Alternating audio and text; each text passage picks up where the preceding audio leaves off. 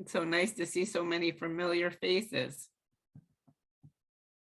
Good morning, everyone. All right. It looks like as I go through, most people are connected or as connected as they're going to be. Good morning, everybody. My name's Jordan Sheff.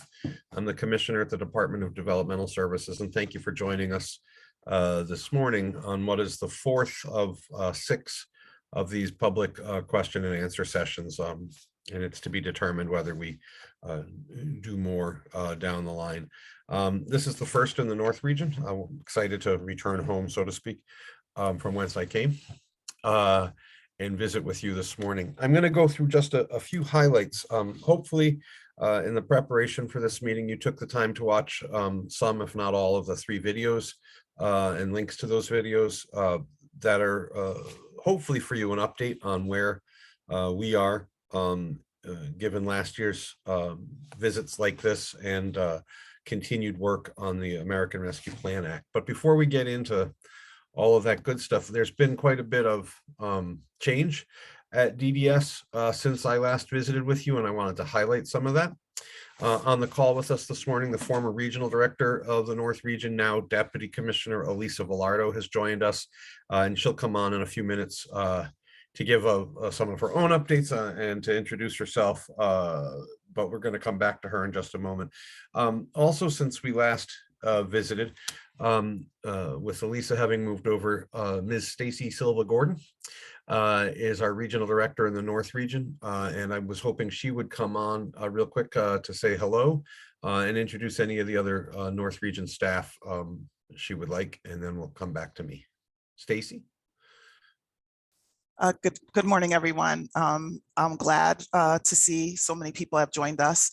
Again, my name is Stacy Silva Gordon. I was appointed regional director April 1st, and I've had several years of experience in the private sector in direct care and management, and I've also had the same experience at DDS in direct care, case management, and also managerial positions. So I am glad to be here, and again, thank you for joining us this morning. Thanks, Stacy. And we're glad you are here and help with some of the continuity. I just wanted to mention that we have new regional leadership in the other regions as well. In our public sector, Ms. Patricia West has taken over for Cress Sacaroli.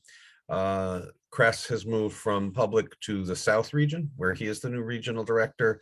And in the West region, where we saw Fritz Gorst retire as of July 1, Shannon O'Brien has taken over as regional director there. Also, since we last talked, and I talked about some of these positions vaguely when we last visited, but there are 3 individuals I wanted to take time to highlight for you who've also joined our team. We have a newly created Diversity, Equity, and Inclusion Office headed by Dr. Cheryl Ellis, who will continue to help us move forward on issues both internally and externally with regards to diversity, equity, inclusion. Learning from our lessons of the pandemic, we have brought on a director of strategic planning and emergency services, Mr. Jake Mankey, and he comes with years of experience in emergency management at other agencies. And we are glad to have him. And then I toggled to see one other thing, and I wanted to share also that we have a new ombudsperson, Shannon Giacovino, who has joined us formerly of the ARC with a gap in the middle before coming over to us. So I really want this to be a conversation with so many of you on the phone. I'm going to try and abbreviate my opening remarks and turn it over to Elisa pretty quickly.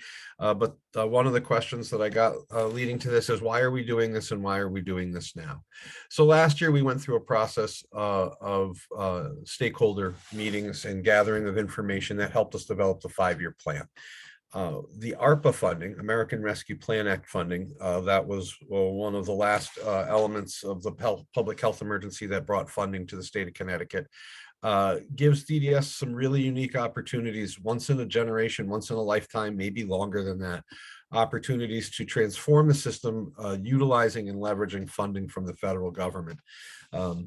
So while we live in the midst of what is by far the worst workforce crisis we have seen both in our sector and anywhere else, it's paired at a time where we have these additional resources to try and make change. So it will be complicated, but we're here to try and see us through that, and looking forward to the work. And Elisa can give a little bit more update on what that ARPA funding may be doing for us with regards to employment or residential opportunities.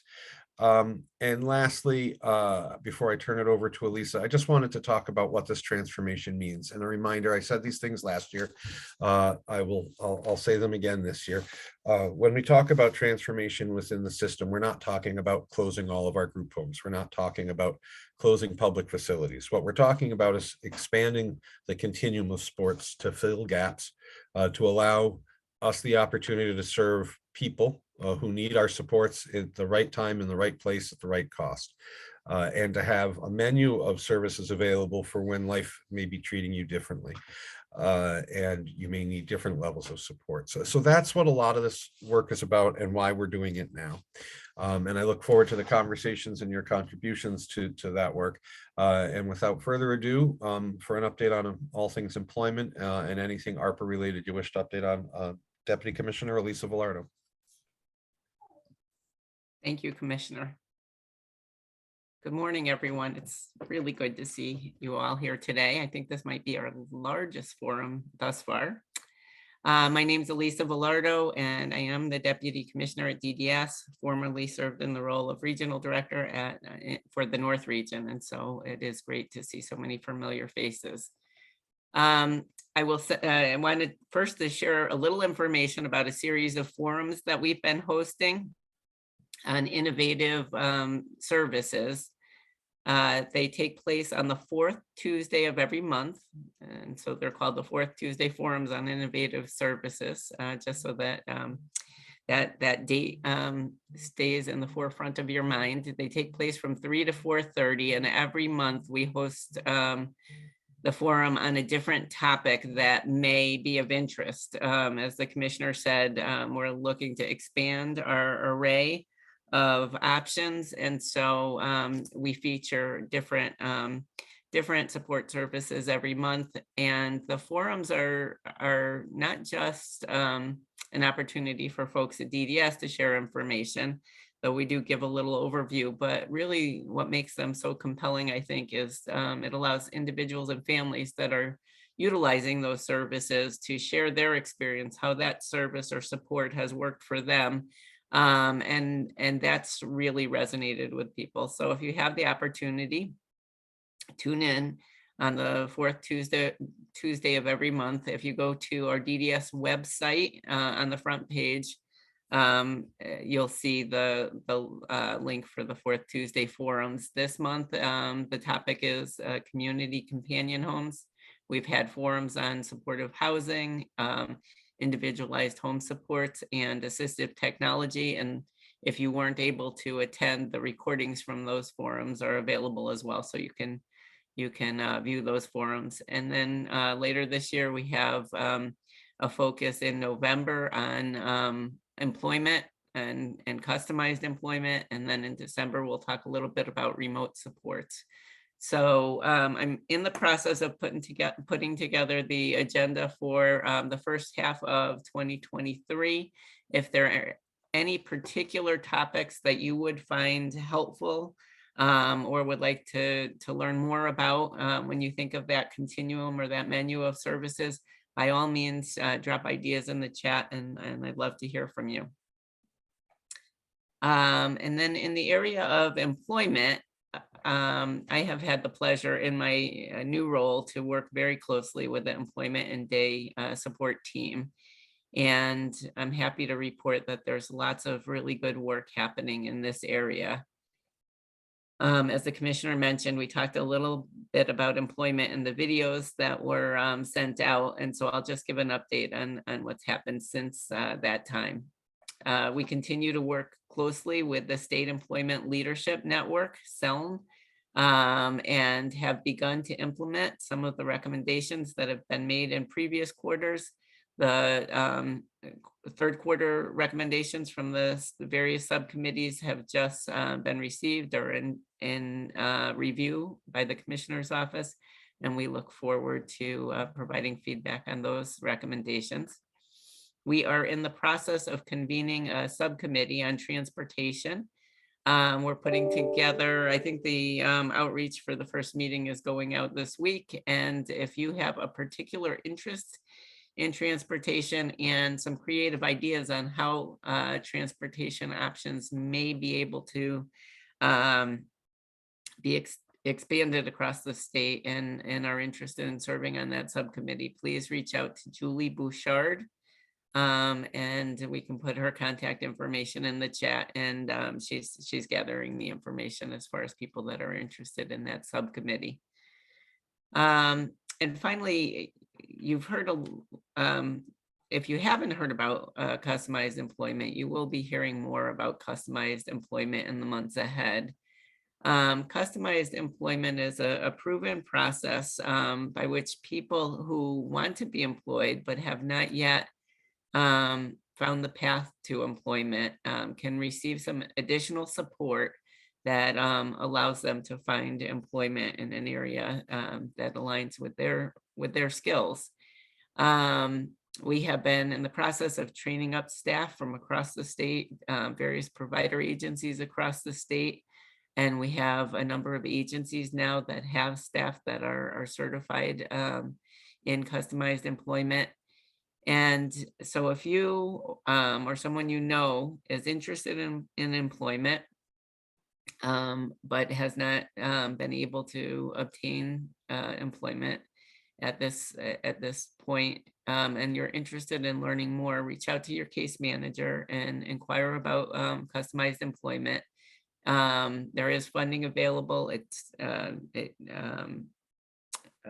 is one-time funding that is available through this period as we have this ARPA window, and we would love to have people come forward and be able to share this customized employment process with them.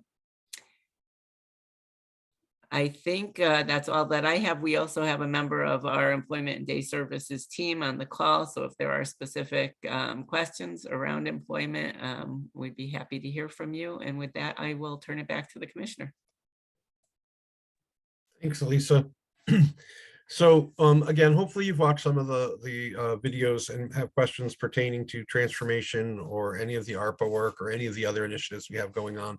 But at this point, turn the floor over to questions. Joe and Kevin and others will help facilitate those. There's a couple ways you can ask your questions today. If you hover over the bottom of your screen, hopefully there's a little icon that says reactions. And if you hit that, you'll see a raise hand function. If your camera's on and you raise your hand and wave it so that we can see it, we'll call on you that way. Or also at the bottom of your screen, there should be an icon that looks like a chat box, and you can ask your question in there. If you've called in on the phone today, I believe it's *6, #6 to unmute. So with that, we'll turn it over to questions from all of you.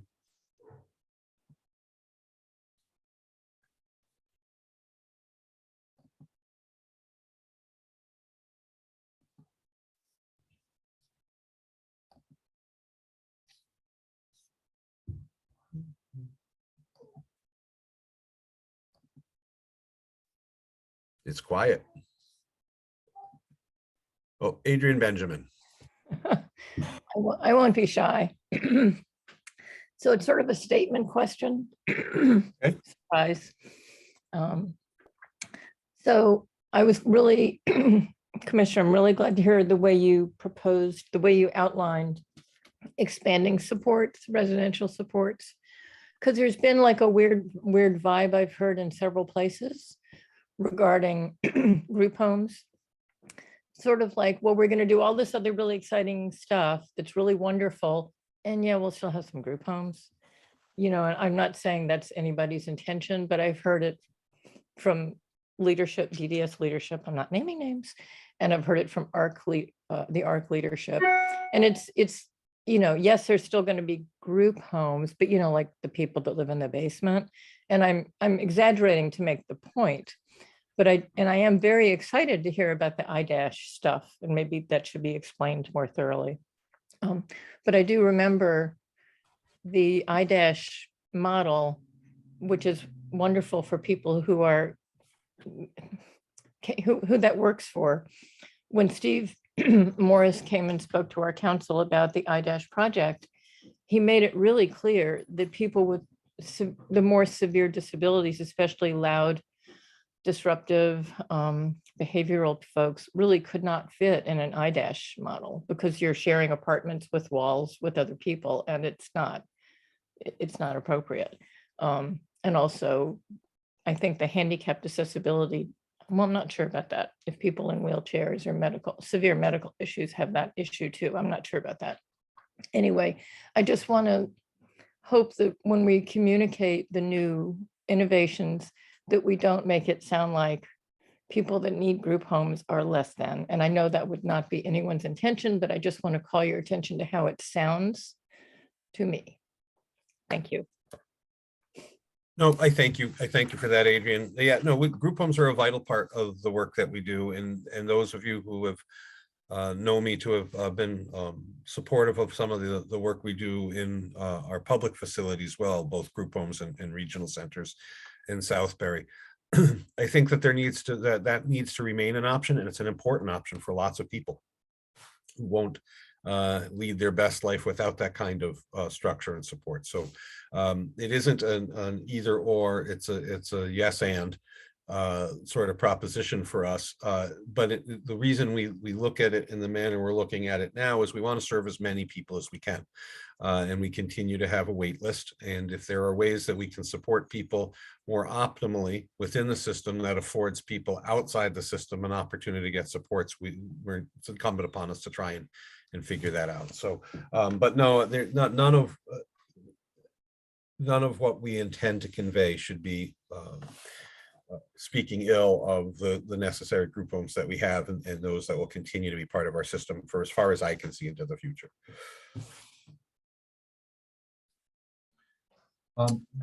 The next question we have is from Donna Slavic. She asks, could you further explain Uber services for folks needing this transportation to and from work? So I'm going to ask Elisa or Stacy or someone else to help me with that, because if anyone has any information.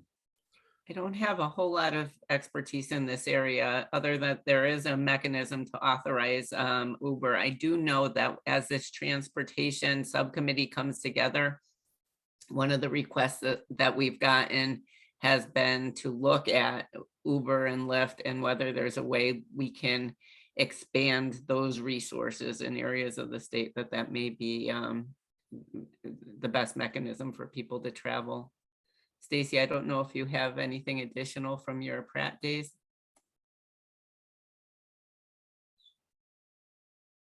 Oh, sorry, I was trying to unmute. No, I don't. I'm sorry. So that is an area I expect we'll explore further as we convene this group.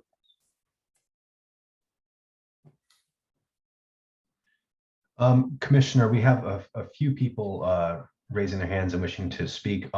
Before we get to the raised hands, so please keep your hands raised if you have them raised. And I believe Judith has raised her hand, by camera. So Judith, I have a note there. I just want to read one question from the chat before we proceed to the raised hands. It's from Patricia Tyler. What plans are there going forward to involve consumers and families are involved in the Department of Transformational Change to the department? Oh, excuse me, in the development of transformational change to the department. So often families are brought into a process after the goals and objectives have been predetermined. So the first thing I'll say is this is one opportunity for people to be involved and invested, to be able to see, converse with us directly, review the materials that are on the website, the videos that have been posted. So this is one opportunity. I know that there are family and advocates involved in the various committees that make up the ARPA funding, that make up the ARPA conversation. The extent to which families and individuals supported, I couldn't tell you off the top of my head. But if you're looking to get involved in any of those committees, you can send an email to Julie Bouchard. The name's already been posted in the box, and we can find potentially a seat for you at a table. Elisa, you have your hand up. Yeah, I know we have the family engagement work group, and I'm looking for the chair. I believe Shannon Jacobino is I believe she's co-chair of the family engagement work group. But I'll check and just She is. confirm Elisa. that. Okay. And Pat, I think you have Shannon's contact information. So that work group is designed specifically for exactly what you noted, to make sure from the very beginning, families and individuals are engaged in the whole transformation process, and that input and communication is in place. So we have a few raised hands. I'd like to go about them in this order. We'll call on Judith Peterson first. Then we have Rick Rothstein, and then we have Susan Lusek. And forgive me if I've mispronounced any of those names, I apologize. Judith, if you could just unmute yourself, and then you may ask your question.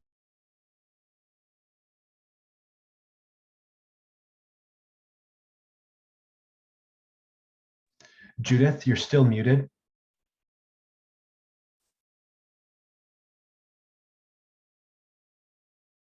We'll give Judith just a moment. Okay, now it is. Yeah, now we can hear you. Thank you, Judith.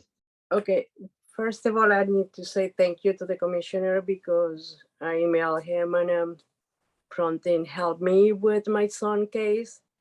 But he's on a waiting list for a group home.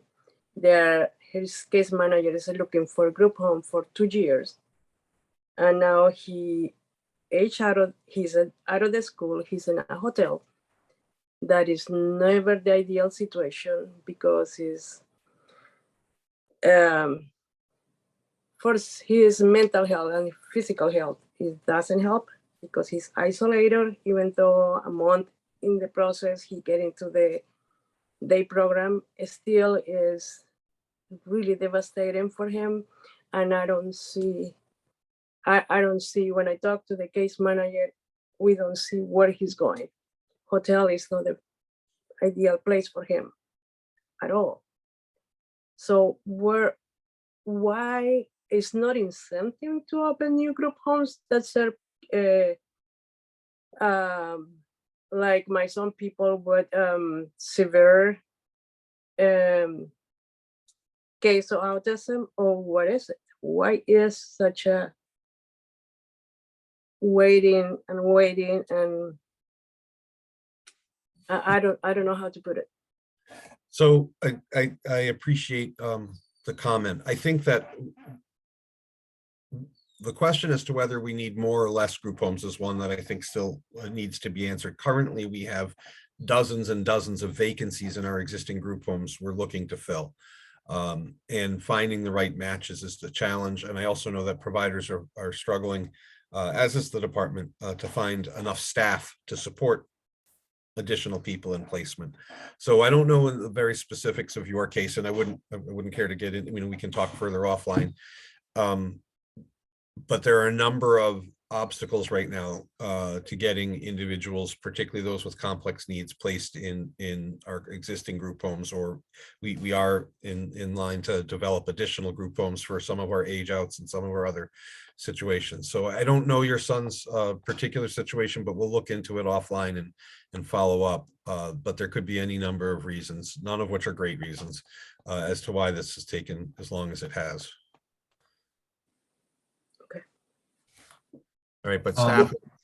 And to give my 2 cents about the transportation and Uber, we Sure. have in the past experienced it, since like my kid take time to walk to process and go to the car. So if he don't run right away to the car, they leave. They don't have the time to wait for them. Sometimes it's 2 or 3 Uber that we call and they come. If he's not there, they left. So it's have to be something in place that accommodate people with disabilities, including people that take time to walk, to process that they have to go to that car in that moment. No, I appreciate that. And I know that other states have looked at specialized Uber services that, and I'm not sure where we're at with that. So I need to follow up on that as well. One of the things that they looked at is to have, it would cost a little bit more, but drivers would have background checks and be some awareness of people with various challenges. So let me see what other states have done. While Connecticut tries to lead in a lot of areas, was not an area where we had a lot of experience, but we're watching some conversations around that. And let me see what I can find on specialized Uber services. But that's a very good point. If you're not ready to go, if you take a couple minutes to get going and the Uber driver leaves, right? You're describing situations where your son's just not ready to get in the car when they show up. And by the time he is, they've left. Yep. Okay. I just wanted to make sure I captured that right. Yeah, we- sometimes three Ubers come, and by the time he's not he don't wait so good, so he has to wait too much. It's a problem. And if he has to move when they come, there is a problem because they need time to process okay, it's time to move. So, And if Exactly. we do identify other states that have developed this specialized support, that's something that I definitely will bring to the Transportation Committee as well. I think technology is another area that may be helpful with transportation. There's some interesting work that's going on where through virtual reality, people can kind of get familiar or more comfortable with their transportation. And so that it prepares them a little bit more when, for people that may be anxious about going to an appointment or something like that. So technology may be a piece of it as well. thank you. Up next, we have Rick Rothstein, followed by Susan Lusek. Rick, feel free to unmute yourself. Think I have. Mine is a comment as compared, or clarification as compared to a question. With regard to transportation, the Greater Hartford Transit District has a grant from the federal government to provide relatively low cost taxi service within most of the Greater Hartford area. The cost is capped at $5. So up to 8 miles in distance, the cost is $5. They have accessible vehicles and standard taxi cabs, and they can be set up to come and go on a recurring basis. The website is Encompass, ENCOMPASS.m7 right, let's see, m7.com. m7ride.com. There is some dependability issue, but because I use it myself, it's available to seniors as well. I think you can establish a relationship with them that is where you can call or use the internet to schedule a ride. Thanks, Rick. And one of the things I think that we're planning to do within this transportation subcommittee, because we know depending on where you live, the resources are very, very different, is put together some sort of a resource map that shows what's available in different areas of the state. Okay, just to clarify, it's Encompass, ENCOMPASS.m7, the number 7.ride. So, and the information there about enrollment and payment is right there. Got it. Thank you. Next up, we have Susan Lusek. Feel free to unmute yourself. Hi there. Yes, my name is Susan Lusek Hughes. My daughter is 23. She's a young lady with IDD and cerebral palsy. So that means she's in a wheelchair and has pretty significant support needs. And first of all, and we live in Tallinn, so we're well east of the river. I want to thank the commissioner and the deputy and everyone at DDS for putting these sessions on. I've been asking for better communication from the DDS organization for years now, and this is wonderful opportunity. I wish the RAC meetings were more like this, so that the entire region could have input or could be invited and have input on a regular basis. But that's just a comment. So I'm going to go back to what Adriana was talking about in terms of the IDASH developments. And my understanding is also that you need to be more independent to be eligible for an IDASH funded development. So someone like my daughter would not be eligible. And for our situation, that's okay. We don't want her in a group home necessarily, and an IDASH development isn't really suitable for her anyway. But my ask of you, of DDS, is to think about people like her. She's, she can't get out of bed in the morning, so she needs someone to help her. I guess it's 24 hours a day.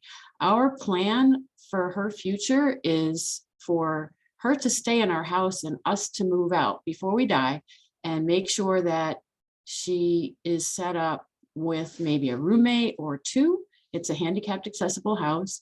But I don't hear a lot about that sort of situation. And I would ask that you guys start thinking along those lines. I know there are a lot of parents out there that are taking steps like this to ensure that their child, young adult, after they die, aren't going to go to a group home. They're going to be able to stay in the community, in a house, sharing services somehow, maybe even needing 24-hour support.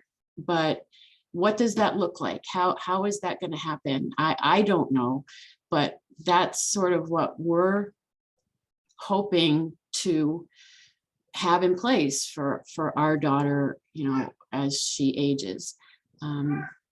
So if you have any ideas along those lines, please share. But thank you. Well, thank you for joining us, and thank you for the feedback. There'll be additional news on communication we hope will help families with an opt-in with email service. One of the things that has plagued us is inaccurate email addresses, thousands and thousands of changing email addresses, but with a voluntary opt-in path, which will hopefully be going full-time live with pretty soon, that will help. And some other communication work that's being done, both for the ARPA work as well as just ongoing. I think to your specific question, there are a lot of different ways that you might approach long-term future supports for your daughter. One of the areas where we tried to come up with a possible way to support individuals like your daughter is through something that we call shared living. And we put together some language around that, and as we are sometimes prone to do, really made it very, very complicated and cumbersome.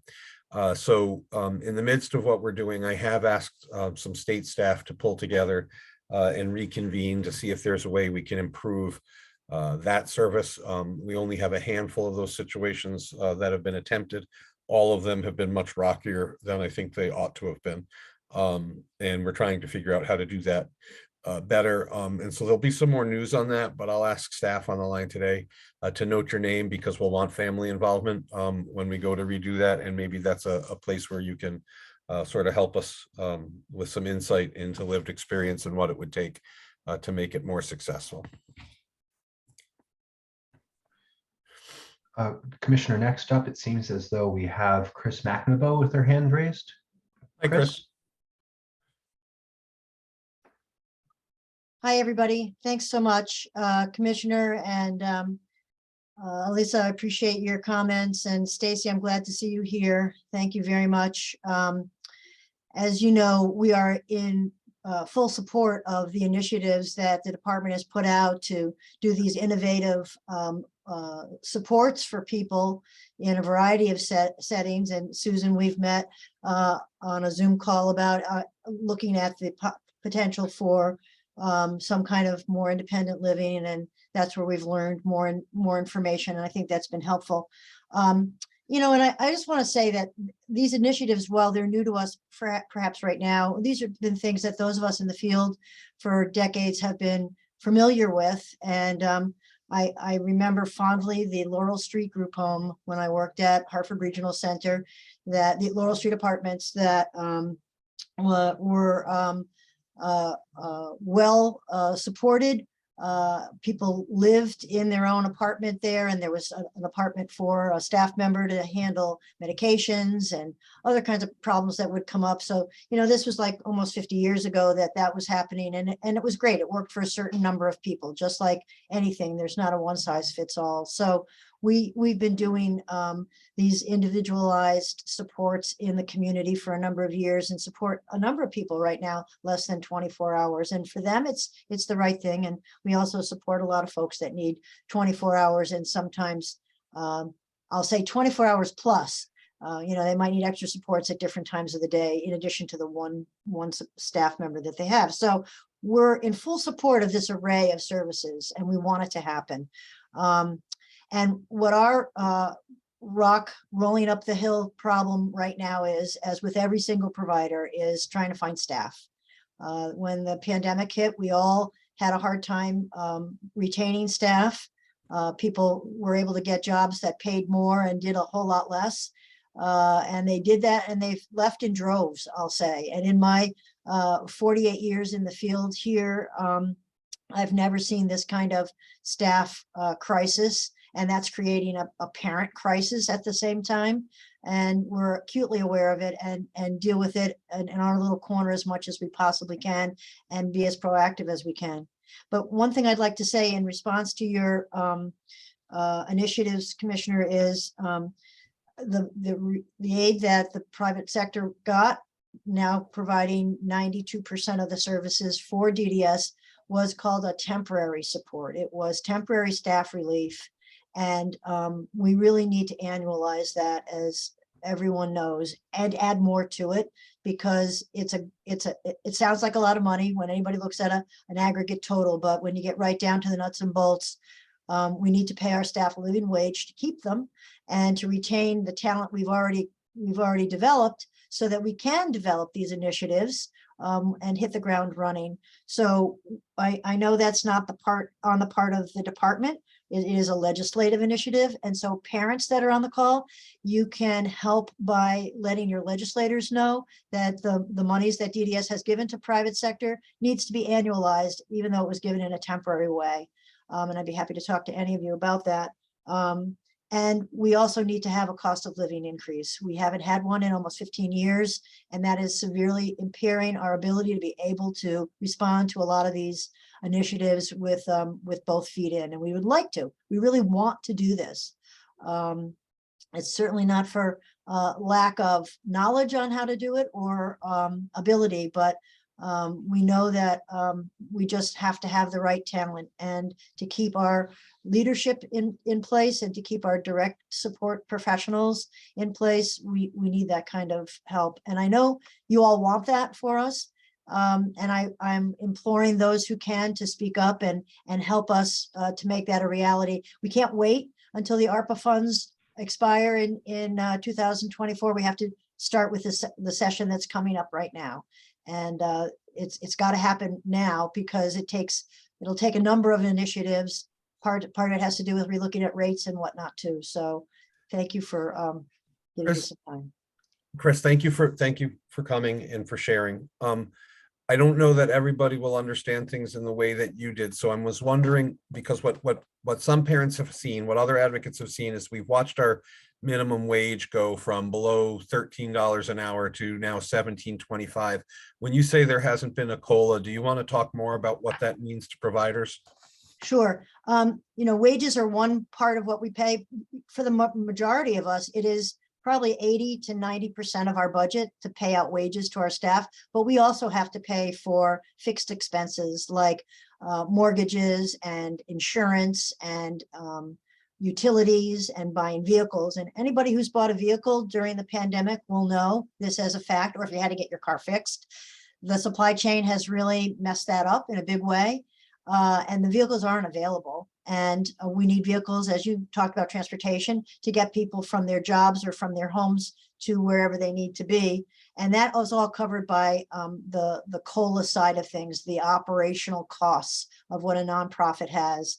And a vehicle that I bought 5 years ago, a van, nothing special, entry-level vehicle, was $28,000. And I just tried to replace one and I'm up to $40,000.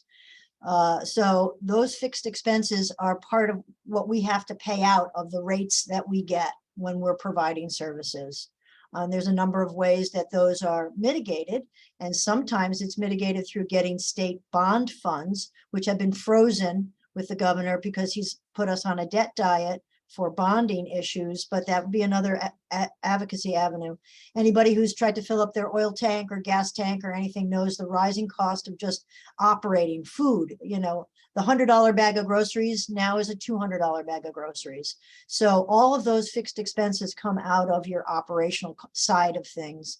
So minimum wages have gone up, which is great. And everyone thought, oh, $17.25 an hour, you'll have no trouble getting folks. But then if you have a television or a radio and you hear what Target is paying and you hear what other places are paying, they're paying $20 an hour. And that's who our people are competing with, and school systems as well.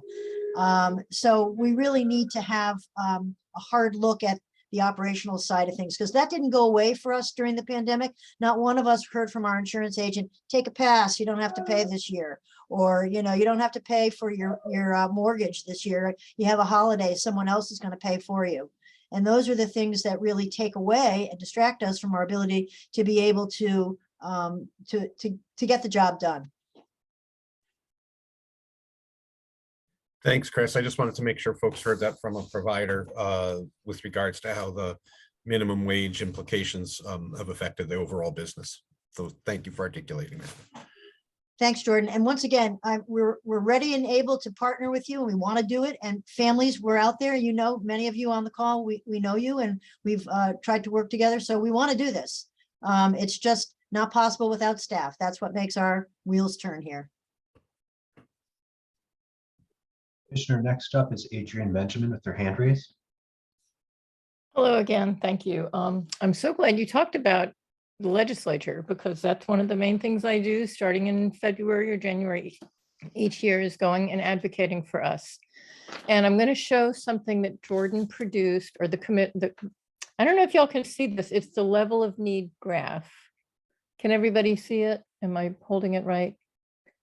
It shows the level of need of the folks in DDS. And the reason I'm holding this up, this is from 2019, I think, if that's right, Jordan.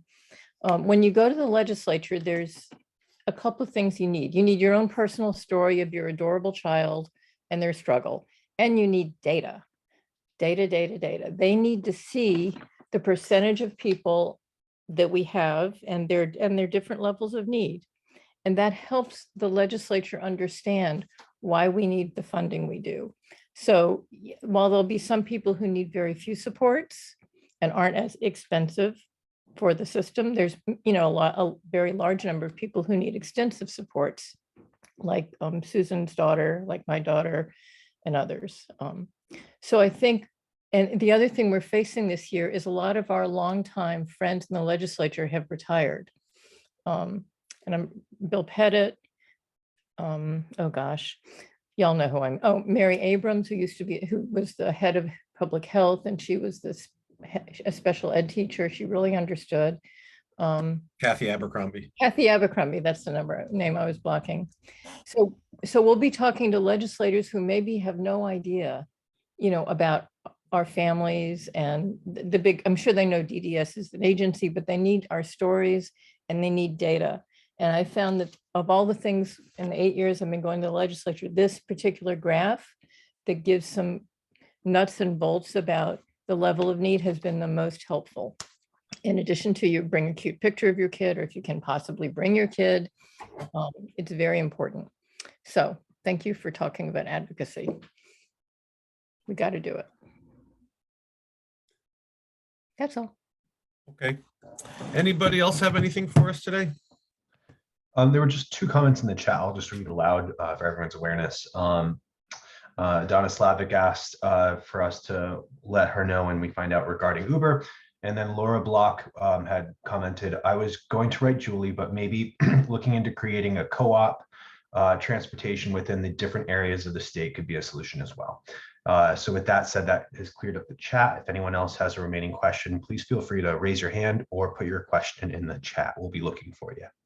Oh, I see Judith Peterson. She has raised her hand again. Judith?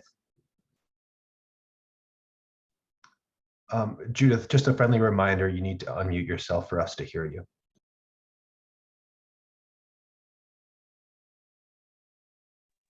Okay. The other thing there is the dental service. We go dental to Yukon, and if every time that he need a cleaning, need to be sedated. Since that is not possible every time, so things go worse. He has worked at waiting list, they say 2 years or more. I figured it out through the doctor psychiatry to push them to, and they do the work in March. But now he's in need again, cavities, and they say waiting list another 2 years. That's impossible. Because then we go again to the crisis, the no eating, the behaviors because he's in pain, because it's, so what is it that, when I talk to the doctors, and you can say, we cannot do anything, we don't have enough resource, we don't have only 1 day, I think a month to do the works for all the people that need to be in the OR to have the work done. So who do we talk? Who can help with this, the hospitals to be more, have more schedule, more time? Is money, is what is it? Judith, thank you for the question. Oral health is really, really important as a foundation for overall health. So you need to have good oral health, and the department is very invested in positive outcomes for people with intellectual disability and getting oral health needs met. I happen to have someone on the call today, and I think she knew I was going to call on her because she unmuted herself. But Isabella, would you take this one for me? Absolutely. Hi, Judith. You and I have spoken several times in the last couple of weeks. I think the issue that we're having with your child is it's not only access to care, I think there was insurance coverage. So as soon as we figure out the insurance coverage for your son, I think we will be able to help you. And the way a lot of the facilities are prioritizing right now, people that have the actual needs that are being seen first, and then for routine care, they're seen afterwards. So we are definitely working and getting people in as soon as we can. COVID slowed down us a little bit, but we are working very hard to make sure that everybody's getting care. The difficult thing for, periodically is if somebody has lapsed the insurance, and to get services under general anesthesia become almost impossible. So I know we've been working, the case manager has been working with you and your family to make sure that we get the coverage first, and that will help you get in. Okay. And Isabella, since you came off mic, would you just talk a little bit about your role supporting my office and the agency around this? Around the issues of oral health? Basically my job is to make is to help with access to care. And we work with different agencies such as UConn, we work with St. Francis, we work with local clinics and including our own clinics to make sure that everybody gets care. Getting regular preventative care, we have full access. It's not an issue. Sometimes when we run into trouble is when somebody needs a lot of comprehensive care. Unfortunately, the supply and demand is very different, but I try to make each individual a priority. So I will always work with the families. I will always work with individuals to make sure that they get the care they need. Sometimes there is a little wait, but we're trying to get people in as soon as we can. And we've been very fortunate to have the support of the commissioner and the department to make sure that oral health is always a priority. Thank you, Isabella. There was a question in the chat from Adrian regarding the Southbury Dental Clinic. We operate 3 dental clinics ourselves: Southbury, Lower Fairfield, And we have Norwich, which in Norwich and El Grasso as well. and El Grasso. So there's 4. Norwich has been offline for a little while due to some internal issues, but is set to go back online in the next month or so. Maybe 6 weeks, but the others are up and running, and all of them maintained much of their operations through the pandemic where we could. Obviously, there's some concerns in proper protective equipment for clinicians. But yeah, the clinics are still operational, and Norwich is due to come back online soon. Thank you, Isabella, for helping with that. Joe? Thank you. Commissioner, we have Joe and Donna Duffy with their hand raised for a question. Just unmute yourself before you ask your question, if you could. Thank you. Thank you. Thank you, Commissioner, for providing this opportunity for questions and answers. I'm just going to reiterate the difficulty with medical coverage. My daughter has both Medicare and Medicaid, and we too suffer through the whole dental issue, and we are connected to St. Francis for that. However, my daughter needs some GYN routine care, and we were going to a physician who was doing something at in Wallingford. She was doing this pro bono, a wonderful woman who had to retire. And I cannot find a GYN doctor or practice that will take her insurance. So I was just scrolling down the attendance to see if any of my nurse consultants that I recognized were on the line today. That is something we can try and help with. I know the issue is that they will not, I personally called 9 groups in the area. They will not take new Medicare patients, which I found astounding. So I just wondered if anybody else has this issue. I'm not sure. I know that people have struggled to find clinicians both with Medicaid and Medicare. But we're going to follow up with you to see if we can help you find proper medical care for her, and hopefully can get some insight there. But I didn't see, we don't need to run down a list of providers now, but she's in the greater Hartford area, so we know where we're looking, and we'll follow up. Okay, thank you so much. I appreciate it. Good to see you both. Good to see you. Commissioner.